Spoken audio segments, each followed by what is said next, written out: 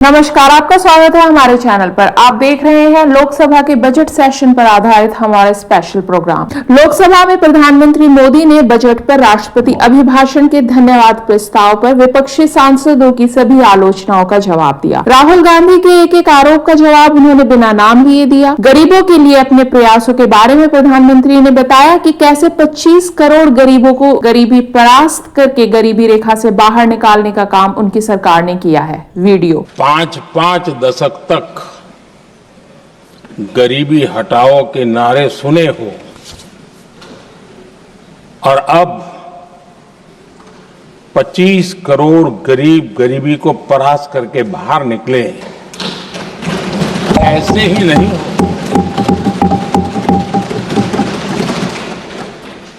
योजनाबद्ध तरीके से, समर्पित भाव से, अपनेपन की पूरी संवेदनशीलता के साथ जब गरीबों के लिए जीवन खपाते हैं ना, तब ये होता है। गरीब लोगों की समस्याओं का जिक्र करते हुए प्रधानमंत्री ने बिना नाम लिए दिल्ली चुनावों को ध्यान में रखते हुए केजरीवाल पर भी निशाना साधा, जब उन्होंने कहा कि कुछ नेताओं का ध्यान बाथरूम में जकूजी और शॉवर्स पर ज्यादा है। प्रधानमंत्री ने बिना नाम लिए सोनिया गांधी को भी लपेट लिया, जब उन्होंने बताया कि राष्ट्रपति का भाषण इतना लंबा इसलिए था क्योंकि उन्होंने गरीबों के लिए इतना ही ज्यादा काम किया है और गरीबों की झोपड़ी में सिर्फ फोटो नहीं खिंचवाए। यह तंज राहुल गांधी के लिए भी था। मीडिया में ज्यादा ही चर्चा हो रही है, सोशल मीडिया में और अधिक हो रही है। कुछ नेताओं का फोकस घरों में जकूजी पर, कांग्रेस को उसके भ्रष्टाचारी अतीत की याद भी दिलाई गई। हमारे देश में एक प्रधानमंत्री हुआ करते थे,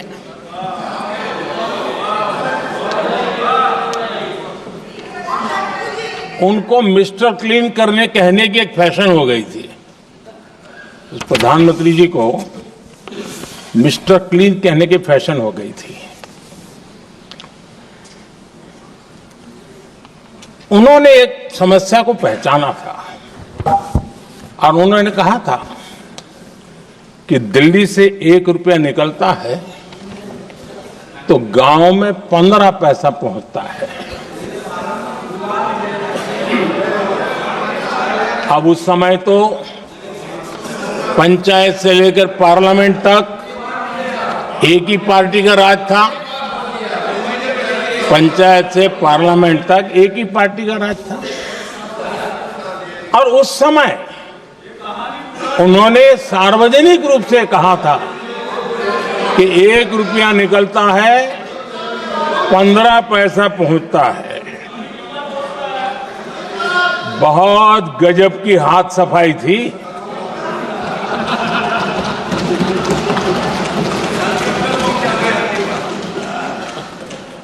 पंद्रह पैसा किसके पास जाता था, ये देश का सामान्य मानवी भी आसानी से कांग्रेस के ऊपर कांग्रेस कार्यकाल में हुए घोटालों का तंज भी प्रधानमंत्री ने कसा। ज्यादा बुखार चढ़ जाता है, तब लोग कुछ भी बोलते हैं, लेकिन इसके साथ साथ ज्यादा हताशा निराशा फैल जाती है, तब भी बहुत कुछ बोलते हैं। कांग्रेस के समय बनाई गई पॉलिसीज की तुलना प्रधानमंत्री ने बम और गोलों से की। आदरणीय अध्यक्ष जी, 2014 के पहले ऐसे बम गोले फेंके गए, बंदूक की ऐसी गोलियां चलाई गई कि देशवासियों का जीवन छलनी कर दिया गया था। हमने धीरे धीरे उन घावों को भरते भरते आगे बढ़े। 2 लाख करोड़ रुपया, 2 लाख रुपया 2013-14 में 2 लाख रुपये, सिर्फ 2 लाख रुपये, उस पर इनकम टैक्स माफी थी और आज 12 लाख रुपये संपूर्ण रूप से इनकम टैक्स से मुक्ति। और हमने बीच के कालखंड में भी 14 में भी 17 में भी 19 में भी 23 में भी हम लगातार ये करते आए, घाव भरते गए और आज बैंडेज बाकी था वो भी कर लिया। स्टैंडर्ड डिडक्शन उसके अगर 75,000 जोड़ दें तो 1 अप्रैल के बाद देश में जो सैलरीड क्लास हैं उनके 13.25 लाख रुपए तक कोई इनकम टैक्स नहीं देना पड़ेगा। अपने समय में राजीव गांधी के फॉरवर्ड विजन पर भी प्रधानमंत्री ने उंगली उठाई। राहुल गांधी के एआई से जुड़े सवालों के जवाब प्रधानमंत्री ने कुछ यूं दिए। अब जब एआई की बात होती है, कुछ लोगों को अब ये शब्द फैशन में है तो बोला जाता है, लेकिन मेरे लिए सिंगल एआई नहीं है, डबल एआई। भारत की डबल ताकत है। एक एआई आर्टिफिशियल इंटेलिजेंस, दूसरा एआई एस्पिरेशनल इंडिया।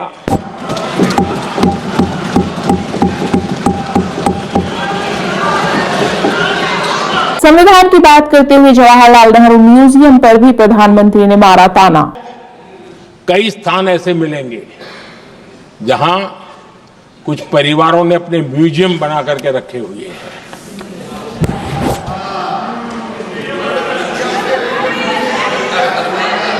जनता जनार्दन के पैसों से काम हो रहा है।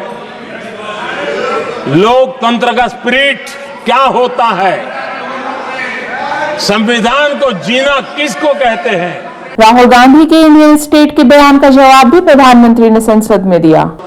अर्बन नक्सल की भाषा खुलेआम बोल रहे हैं।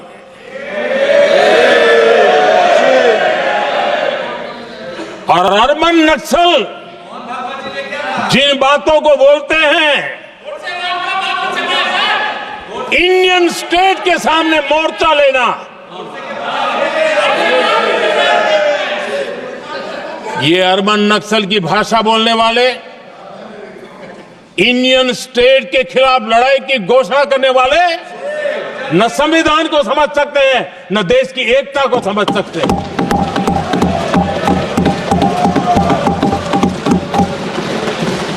आदरणीय अध्यक्ष जी, 7 दशक तक जम्मू एंड कश्मीर और लद्दाख जाति जनगणना के सवाल पर प्रधानमंत्री का जवाब था। देशवासियों को उनके सामने एक अहम सवाल रखना चाहता हूं। और अध्यक्ष महोदय, जरूर देशवासी मेरे इस सवाल पर चिंतन भी करेंगे और चौराहे पर चर्चा भी करेंगे। कोई मुझे बताएं, क्या एक ही समय में संसद में एससी वर्ग के एक ही परिवार के 3 सांसद कभी हुए हैं क्या? एससी वर्ग के एक ही परिवार के 3 सांसद कभी भी हुए क्या?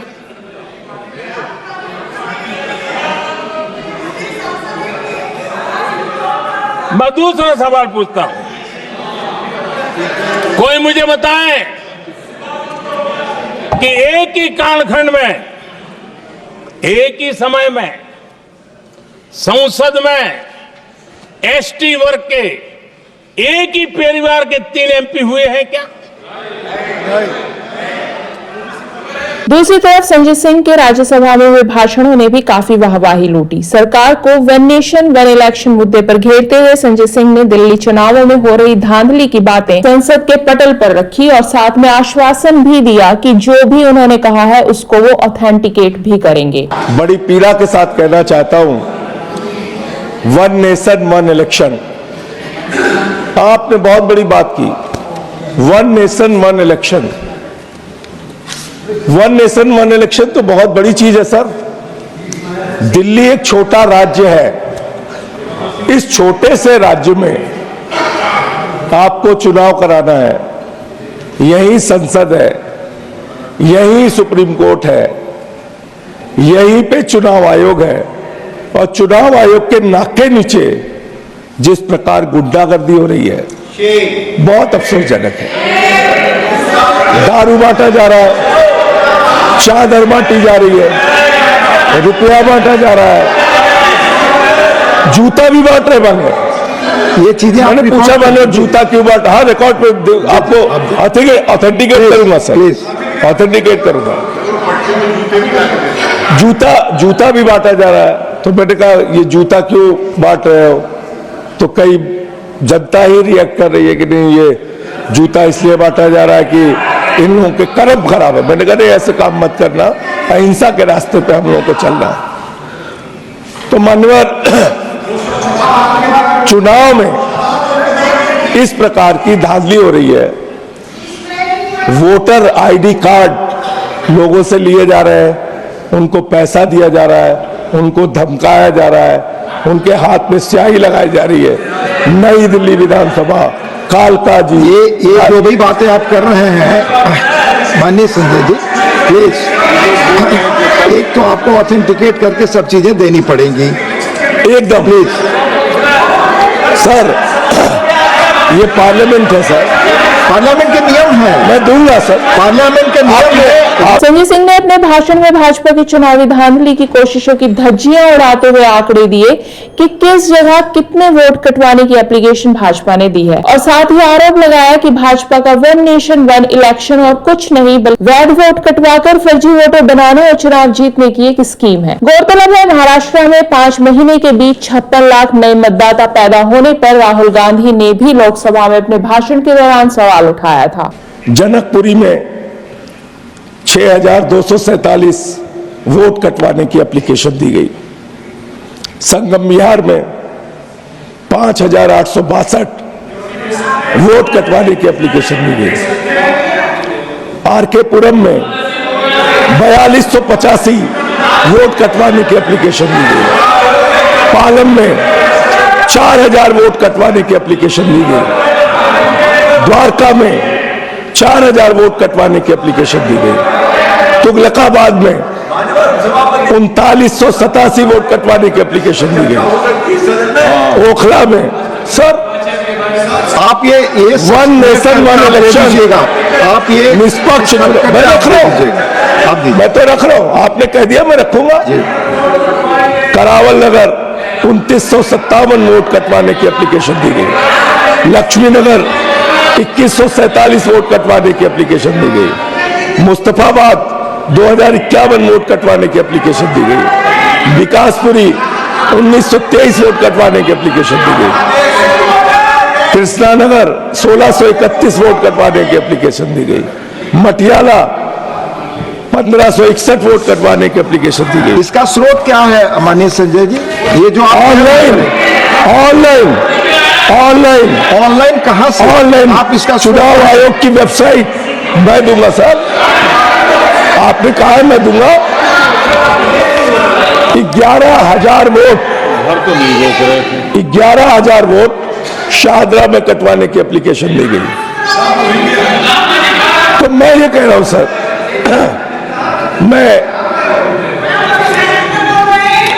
आप निष्पक्ष चुनाव कराएंगे। वन नेशन वन इलेक्शन आपका ये है कि आप वोटें कटवा के, फर्जी वोटें जुड़वा के आप चुनाव जीतना चाहते हैं। ये चुनाव आयोग पर टिप्पणी ना करें सर। मैं इनके ऊपर क्या? संजय सिंह ने नाम लेकर बताया कि कैसे भाजपा सांसदों के घर इन विधानसभा चुनावों के दौरान वोटर्स की संख्या 10 से 12 गुना बढ़ गई है। एक पूर्व सांसद है प्रवेश वर्मा जी, लोकसभा के चुनाव में उनके घर पे 3 वोट था, अभी 32 वोट हो गया विधानसभा में। एक कमल संदेश का ऑफिस है, उस पते पे पहले 2 वोट था, अब 31 वोट हो गया।